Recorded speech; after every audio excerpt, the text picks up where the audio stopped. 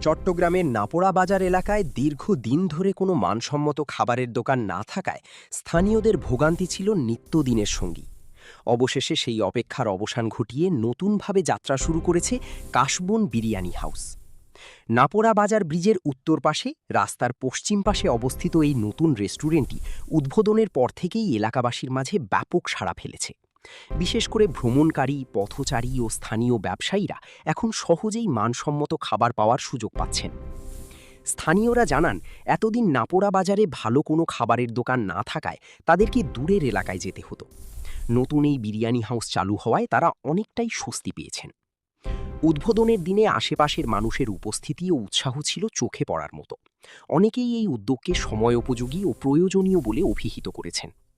ব্যবসা প্রতিষ্ঠানটির উদ্যোক্তারা জানান, তারা সুস্বাদু ও স্বাস্থ্যসম্মত খাবার পরিবেশনের মাধ্যমে এলাকার মানুষের আস্থা অর্জন করতে চান। নতুন এই উদ্যোগের মাধ্যমে নাপোড়া বাজারে ব্যবসা বাণিজ্যের গতি আরও বাড়বে বলে আশা করছেন স্থানীয়রা।